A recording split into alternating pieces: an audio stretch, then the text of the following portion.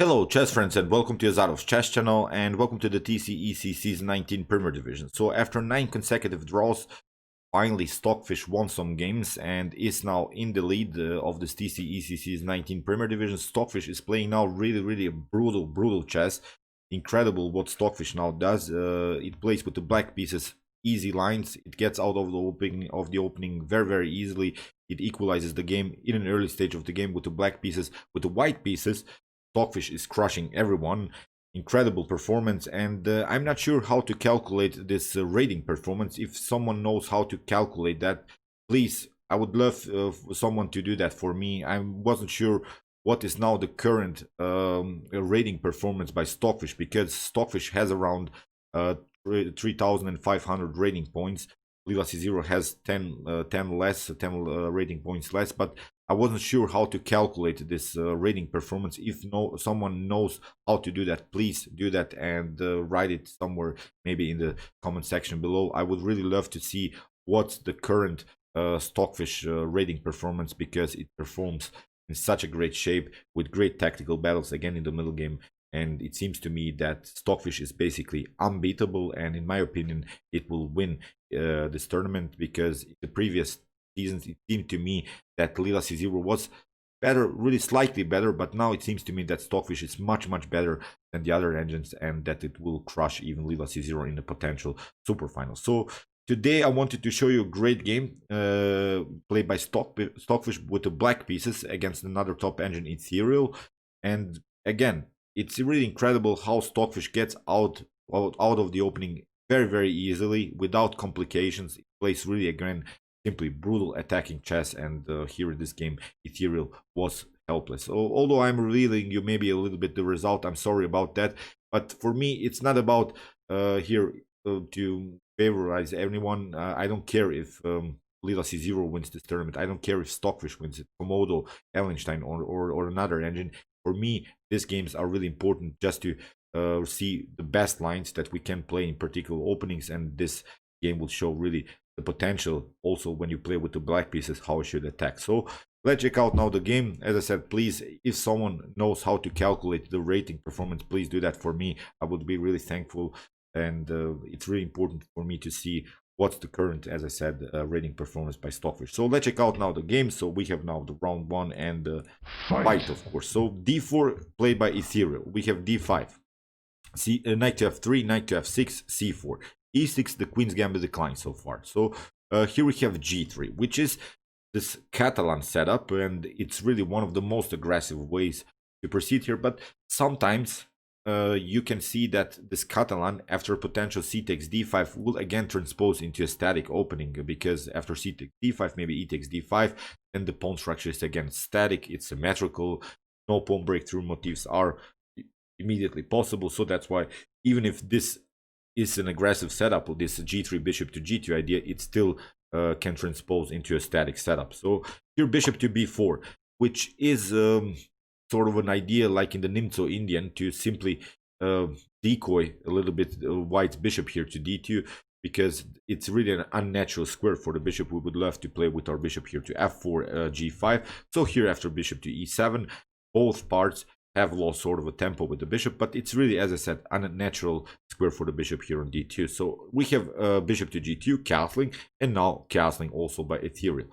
c6, building sort of a semi-Slav pawn structure. The main idea in these types of setups is, after potential passive play here by white, to play something like d takes c4 and b5, trying really to cement the queen side, getting simply a position where we are pawn up.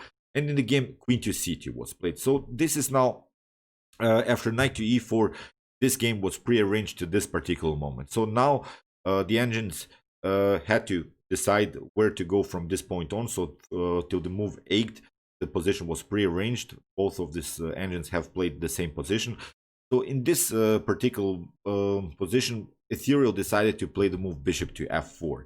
It's still mainline, and I myself like more maybe the normal idea, knight to c3, because it seems to me that it's simply a healthy developing move. We have already played with the bishop, so it breaks a little bit the principles of chess, but as I said, in this top engine level, it's basically impossible to see really the best lines. I'm just suggesting my human line. If I would have played this position, I would simply probably continue with the move knight to c3. But here, bishop to f4 played by Ethereal, and the Stockfish will attack from this point on. So that's why I mentioned that important move now. So we are now in move 9, and the Stockfish plays simply g5. Okay, you have placed your bishop there. I'm going to attack you. And again, here Ethereal played bishop to c1. Again, you see you have played with the bishop. Here also another potential line is to play simply bishop takes b8. At least we have grabbed the knight. After the rook to b8, we could still proceed with knight to c3 again and compete simply against the knight on e4. After potential f5, we could also cement our knight on e5. So it's simple as that. It's such a position where you should really search for outposts, and now both sides could have an outpost after potential bishop to f6. Here we could go with e3, because it's not so easy also for black to take the knight here on e5. After d takes e5, you see queen to c7 doesn't work immediately, because we can cement simply the position with f4, and here there is also the tactical threat c takes d5 followed with knight to d5, because the queens are on the same file. So as I said, bishop to c1, again a passive move sort of by Ethereal, and Stockfish simply pushed further here on the king side with f5. We have knight to d2, knight to d7, and here rook to d1. The idea is clear. If something opens here on the d file, if maybe some pawns are traded off, then we could have a direct attack against the queen on d8. But Stockfish, it doesn't care really what's going on the d file. Stockfish simply plays a great move. This move rook to f7, it's most often played in some King's Indian games. But I want to really flip the board to show you now the idea behind this move rook to f7. It's really important to show this move from black's perspective. First of all, there are of course some spaces which white could use, so we should have really a defensive piece in front of our king, so we could play something like bishop rook to g7. But the most important thing is that this rook plays a double function, so it has a double role here. It plays also a defensive idea, but also an attacking idea here on the g file. So you see, as I said, this move rook to f7 happens many times in King's Indian. I'm a King's Indian player, and I'm familiar really with this setups when you try to get your rook activated, because there's nothing that white can do immediately. It's really sort of a stonewall setup here that black has built. You have to be patient here in order to make something happen. The best way here is also to search for outposts for ourselves here, maybe with knight to e5. Here b3 played by Ethereal. A better idea is maybe even again to play the move knight to e5, or maybe even now to trade off the knight immediately with knight to e4. After f takes e4, we would have also for ourselves an outpost. After knight takes e4, maybe d takes e4, and here queen to c7. Again, there is maybe this tactical threat with c takes d5. Again, you couldn't take with the c pawn, you could take with the e pawn, but now rook to d5 is also a tactic that could work here for white. So that's why it's not so easy, as I said, immediately to attack this pawn on e5. Maybe bishop to c5 is also a continuation, but now we could proceed here maybe with e3, and after queen to c7, again a similar tactic could happen. Again, bishop to d2 would be an idea. Still, you cannot take the pawn on e5 because your bishop is hanging, and after maybe something like b6, we could gain a tempo and finally protect our pawn. This is an equal game for both sides, so I'm not sure if black and white have so many great attacking possibilities and winning chances. So that's why here, after the move rook to f7, it seems to me that Ethereal makes now maybe a slight inaccuracy with the move b3. So we should, as I said, search for an immediate outpost here on e5, or maybe get rid of this annoying knight on e4. But in the game h5, you see Stockfish says it's like saying, okay, you have played a passive move b3, still I'm going to continue my attack here with the move h5. So in the game, finally knight to e4, after f takes e4, now knight to d2. Again, a passive move. Still, you see, it's really weird setup. Although the engine will show you that it's an equal game, But from our human perspective, it seems to me that the white pieces are simply too passive, and black has made really great progress so far here on the king side. So h4, you see how Stockfish plays, doesn't care what white is doing, simply pushing further with h4. Here f3, which was the best move, best defensive move that white can play here. But here comes now the critical moment of the game. After h takes g3, here f takes e4 was played, and this was Ethereal's mistake, because a better idea is simply h takes g3. Simply after maybe e takes f3, we could simply take with our knight and would still have a great control of the e5 square. Now it would be time maybe something to play bishop to b2 and cement our knight on e5. Still, of course, black can also search for outputs with knight to f6, knight to e4, but as I said here, huge mistake by Ethereal. F takes e4. It gives now white the opportunity to play this very important check. G takes h2, and now king to h1. So okay, what sometimes can be good in these types of positions is to hide behind your opponent's pawns. It could be a great defensive idea, but it doesn't work in this position. These two pawns are connected. There are also clear targets here for black. Knight to f6, knight to h5, and knight to g3 is a main tactic that Stockfish has prepared here. So if you try to take the pawn, then it's game over. We can simply play bishop to d6. After king to h2, you see g4. We would simply continue our attack. Queen to h4, all with rook to h7, g3, and similar ideas. And I think the game is over. So that's why, as I said, king to h1. It seems that white has protected, as white is hidden here behind this pawn on h2. But Stockfish, as I said, will simply continue to attack. Knight to f6. Here, queen to c3. Again, not the best of moves. Maybe bishop to f3. Here is a better choice. But again, I'm not seeing good ways here for white to defend. After maybe bishop to f3, maybe g4 could happen immediately. After bishop to g2, again, some rook to g7, or maybe even g3 ideas. Bishop to d6, getting the queen somehow into the game. Black has really a flexible attack here. So after the move queen to c3, now comes knight to h5. Now we have two targets here, basically the square g3, but also the square f4. Knight to f1, here Ethereal competes sort of with the knight on h5, and we have now d takes e4. Queen to h3, we have knight to f4. If you try here to take bishop takes e4 instead of this queen to h3 ideas, then you get again this very annoying move, bishop to d6. And after queen to h3, we could simply attack this bishop. Bishop to g5, I've calculated, I've tried to see here also this line after the move bishop to g5. Then you have a great tactic. This wasn't played in the game, but I was curious what's going on now. What would happen if white, for instance, takes the pawn on g5? Then you get a great tactic, knight takes e4. If you take the queen, then you get knight to f2, the fork. So it's game over here for white. So that's why after d takes e4, you see queen to h3. So far, it's not so easy to take the pawn on e4. Again, Stockfish has prepared here a great tactic. Knight to f4, attacking the queen, and now comes bishop to f4. But now, you see, you can make a mistake. If you take g takes f4 immediately, then queen to g4 happens, and if you try to cover with a rook, then we can take this pawn, and you see the pawn structure is not so healthy anymore here for white, pardon me, for black. All of these pawns are isolated pawns. They are clear object of white's attack. But here, after the move bishop to f4, pause the video and try to find now a better move instead of taking this bishop. There is, of course, a better move, which Stockfish has, of course, calculated. Here, it's the move e5. It comes with an attack on the queen on h3. Here, after queen to h5, now we have e takes f4, so we don't have to take with our g pawn, and still we have two connected pawns here, and especially this pawn on h2 is still something that we should worry about. In the game, bishop to e4 was played, which was Stockfish calculation. Now, as I said, you see the importance of this rook on f7. It covers this very important h7 square, so there are now good attacking possibilities here for white immediately. And now queen to d6, very important move, preventing also some queen to g6, I think.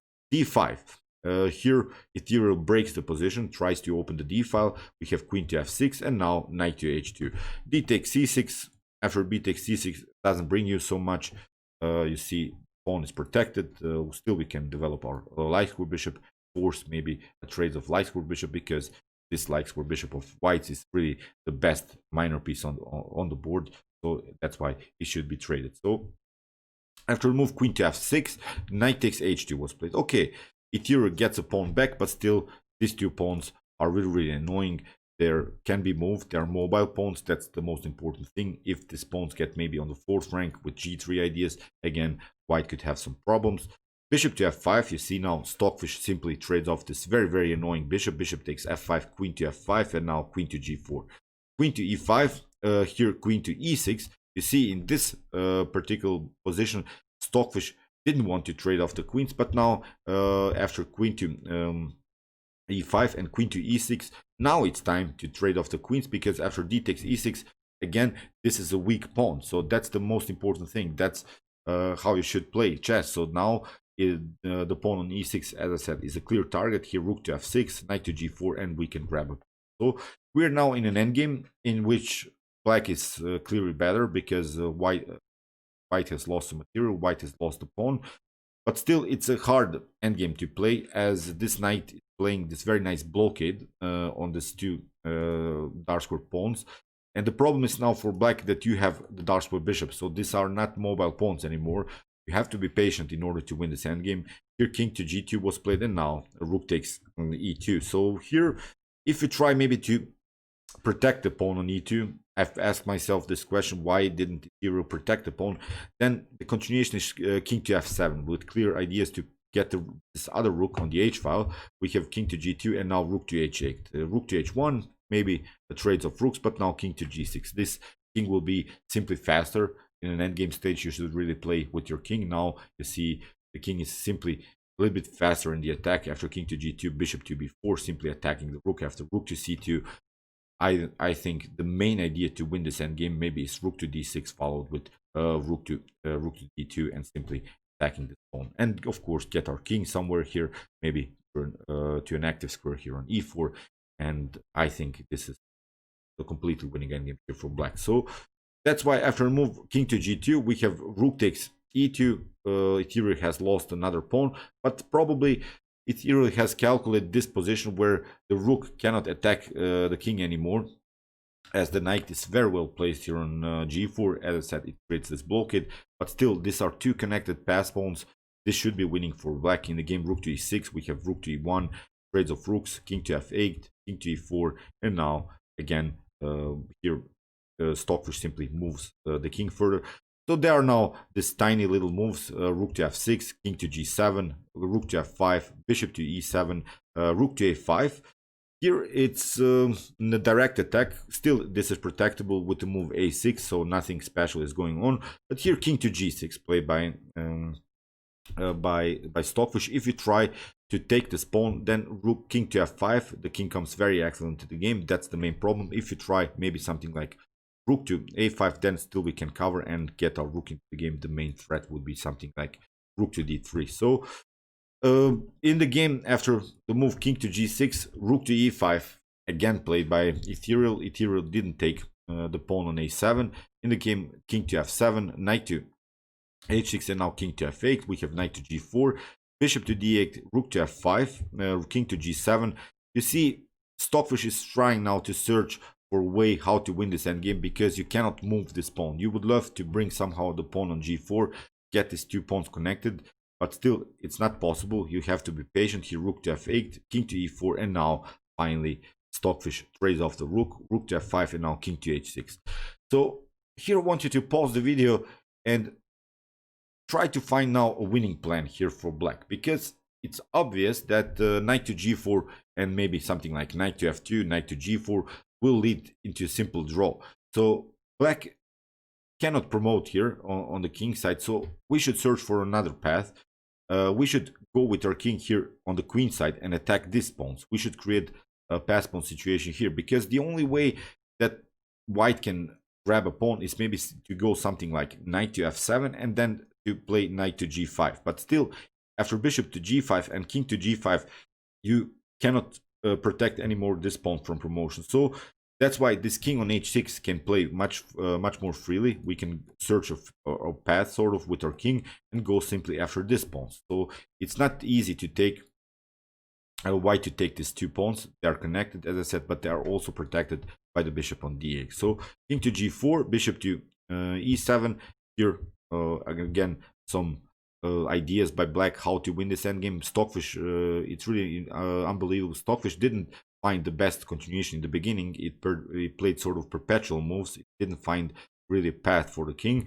King to h5, you see we have many perpetuals. Bishop to d6, again king to h5, bishop to c5, knight to g4. You see white is simply building this blockade with knight to f2, knight to g4, then maybe knight to e5, again knight to g4. So the main defensive idea is create the blockade on light square. So king to e4, king to h5, again king to f3, king to g6, bishop to d6, and here after bishop to c7, knight to g4, and now a5. Finally, Stockfish finds a way how to win this endgame. Knight to h2, and now king to f6, knight to g4. Finally, Stockfish moves the king towards the queen side. Here, knight to h2, king to d6, king to d4, bishop to b6, and after c5, bishop to c5. It was game over because there's nothing you can do. But still, even if you try something else, if you try something like king to e4, you see the king will come into the game. That's the most important thing. We can grab this pawn. The target is the pawn on a2. So that's why here c5, bishop to c5, king to e4, bishop to b6, knight to g4. In this position, Ethereal resigned, as I said. King to c5, here getting the king, b4, king to a3, grabbing this pawn, creating here some kind of a pass pawn situation. So it was game over. So okay, this was a little bit boring endgame now with this many moves, but okay, this was the endgame. The most important thing was this attack after knight to e4. Great attack again by Stockfish here. Let's go back here. G5, simply f5, and then h5. Great attack again by Stockfish, simply pushing the pawns like in the Stonewall Dutch sort of. This was great attacking performance again by Stockfish. As I said, Stockfish is in the lead. In the description below, I'll show you also the current standings. Stockfish is, I think, 1 point up in front of Lila C0. Lila has won also now many games, but this will be still a tense final. But as I said, in my opinion, Stockfish will win this TCEC Season 19. So, okay, I hope that you enjoyed this game. Meanwhile, you can watch my other commented chess games played by computers. Here's the link. And if you want to see the best chess games played by humans, here's also the link, the best chess games of all time series. And if you like this content, you can also subscribe to my channel. See you soon with some more videos, and chess is the best, of course.